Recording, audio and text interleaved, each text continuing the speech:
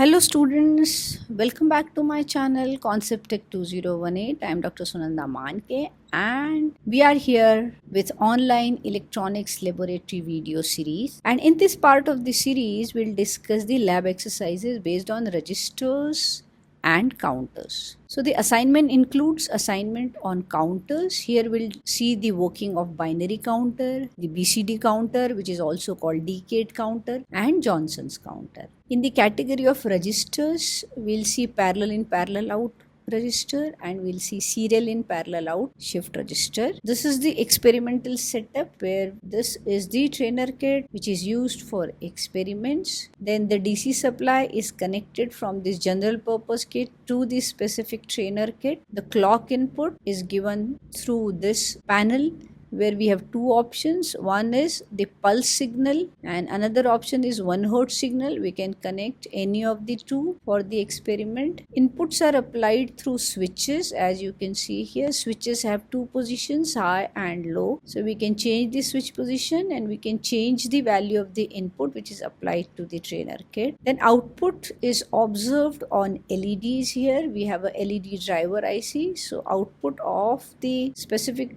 circuit is connected to the input of the LED driver IC and output is observed on LEDs. This is the trainer kit which is used for the counter experiments. This is the Johnson's counter. Basically we need two JK flip-flop ICs to implement 4-bit Johnson's counter. Each IC is having two JK flip-flops. So we need 4 JK flip-flops for 4-bit Johnson's counter. Then this is the binary counter, and the same counter is used as decade counter also. Then we have the shift register here. So we'll do the experiments on counters and shift registers with the help of this trainer kit.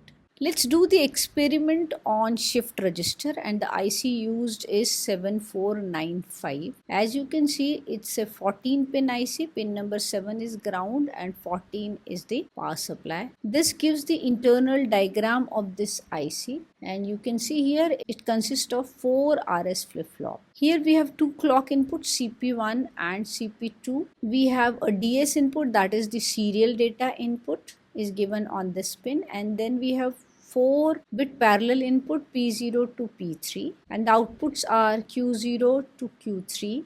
As you can see here, they are the outputs of SR flip-flops. And we have a pin S which is the mode select pin. So when S is 0, CP1 is enabled. You can see here when S is 0, CP1 is enabled. CP1 goes as a clock and it is used as serial input parallel output shift register. That is, we'll apply input using DS and we'll observe the output on Q0 to Q3 values. And when S is 1, you can see here when S is 1, CP2 is enabled. So the second clock is given here, and in this case it transfers the parallel input to the parallel output pins. So when S is 0, it works as serial in parallel out shift register, and when S is 1, it works as parallel input parallel output shift register. Let's do the experiment of shift register. Let's see how shift register works as serial in parallel out register. This is the IC which we discussed in the previous slide. So we'll give input to serial input pin. We'll apply clock input to clock 1 CP1 and clock CP2 will be open. Mode pin is kept low so that serial data can be shifted to the output side. These pins are not used, parallel input pins. We'll give input data here and we'll observe the output here. This is the setup, this is the IC used, and these are the connections. This is the serial input given here through switch. The clock input is given at CP1 and the outputs are connected to the LED driver. So output will be observed on these 4 LEDs. Let's do the experiment. Let's do the experiment of serial in parallel out. This is the serial input data given through switches, and this is the parallel output data on LED 1 to LED 4. We'll apply input signal and we'll give clock pulse one by one.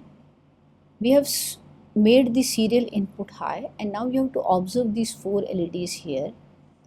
Whenever one clock pulse is given, data goes to one output, and then it shifts from one output to another output. Thereby we'll get 4 ones at the output after 4 clock pulses applied to the input side. Let us make input low. Now one output will go low, the next, and all outputs are low.